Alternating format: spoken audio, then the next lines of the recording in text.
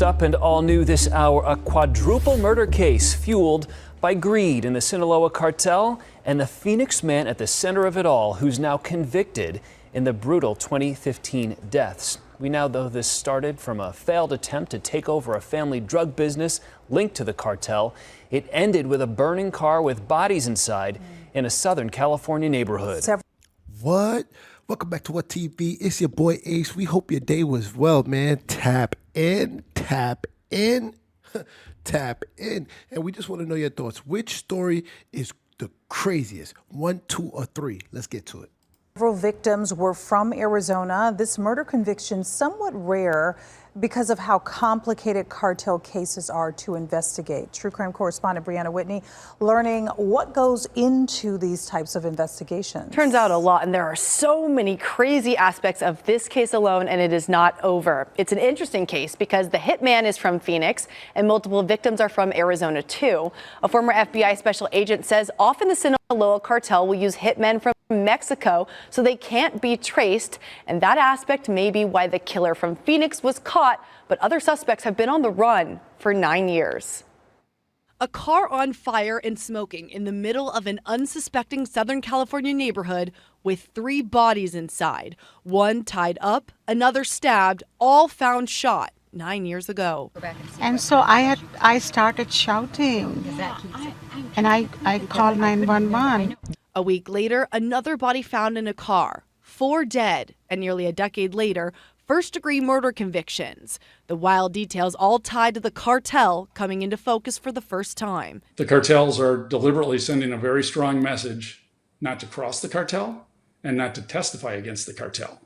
Former FBI Supervisory Special Agent Jim Eggleston looking at the case with us. 33-year-old Raul Flores from Phoenix, convicted in California for the 4 murders among other charges. 2 of the victims from Glendale and Phoenix, one of them just 19 years old. According to authorities, Flores was hired by the mastermind of the attack, a man who had been cut out of 2 brothers' drug dealing business, run by the Sinaloa cartel.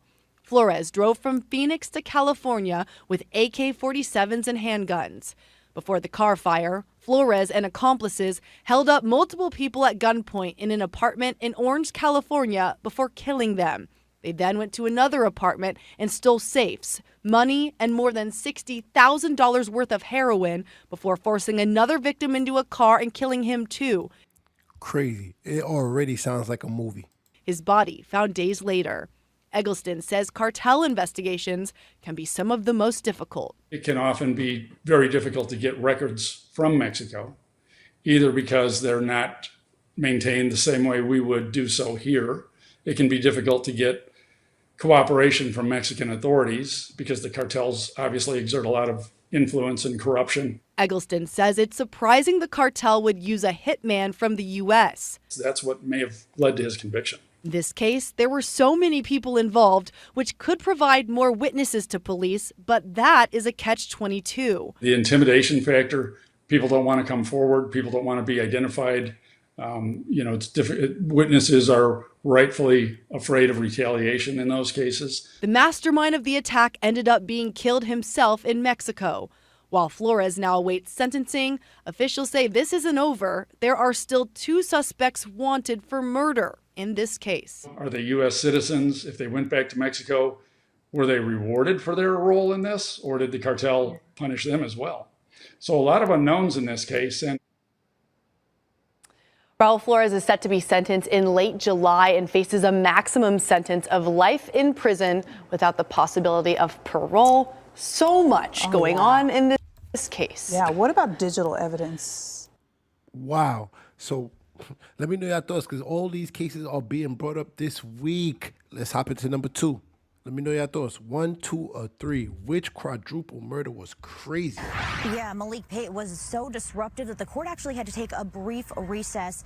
And that drama happening as the loved ones of the victims were telling the court about their loss.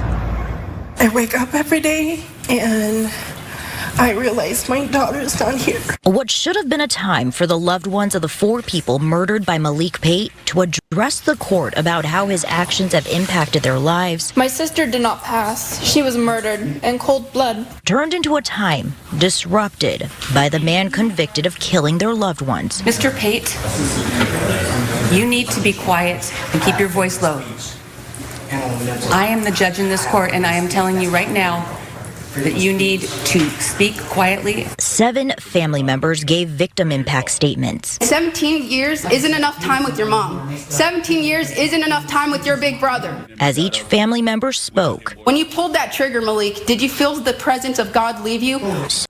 Rest in peace to everyone and all the victims in these stories. So did Pate. Yeah, no DNA on nothing on Mr. Pate, you're going to have your opportunity to speak. Pate's comments became so disruptive, the judge called for the court to take a brief break. When This guy's lawyers look lazy as hell. It looked like he just took a yawn. they came back, the judge ruled Pate watch the rest of the hearing via Zoom from the jail. Back in March, a jury found Malik Pate guilty of murdering 42-year-old Maria Nunez Yese, her son, 19-year-old Emery Yese, Maria's brother, 22-year-old Raymond Williams, and Raymond's girlfriend, 22-year-old Natasha Brinsfield, in Tacoma in October of 2021. My wife, Maria Nunez, we met at the age of 13,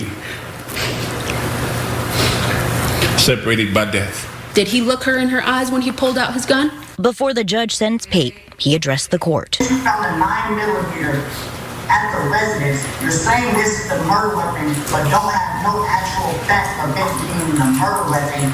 After a nearly 3-hour-long hearing and more than 2 years, the family of the victims heard the sentencing they've been waiting for. The court is imposing 4 consecutive life sentences without the possibility of parole.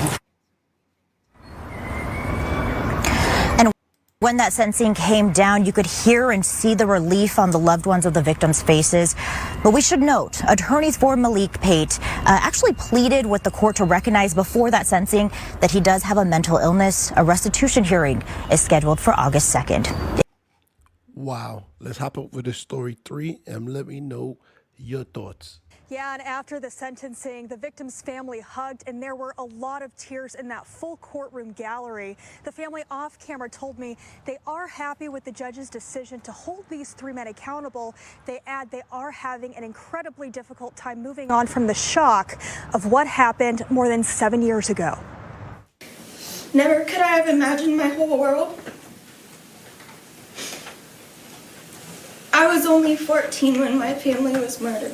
Brianna Carriego wears her father's necklace in his memory, more than 7 years after the violent killings of 4 family members. Detectives have said the 2017 murders of John and Crystal Carriego, Hunter Scopp, and Jonathan Higgins that rocked the Kitsap Peninsula happened over drugs and money. I will forever crave that love a father gives that I seem to search for in every man I come across. Carriego was among the more than a dozen speakers from her blended family at the sentencing for Danny Kelly, Robert Watson, and Johnny Watson. The 3 were found guilty in April after a months-long jury trial that Scopp's mother described as excruciating as she clung to her son's urn. We spent what would have been Hunter's 24th birthday in court listening to closing arguments from the defense. Judge Kevin Hull ultimately gave them each 4 life sentences without parole, 1 for every count of aggravated first-degree murder. Nothing seems satisfactory to me. The damage here is too much. Kelly and the Watson brothers declined to speak in court and appeared emotionless while listening to the victim's family describe all they've lost. One speaker tells Como off camera the sentencing brings a sense of relief as this tight-knit group looks to the future. We are dismissing the label victim and starting our process of healing, and we will carry this through as survivors. The attorneys for Kelly and the Watson brothers say they do plan to appeal. Of course, we'll keep you updated as we continue to follow the updates from court. Wow. So let me know your thoughts, man. 1, 2, or 3. Which story was crazier to you?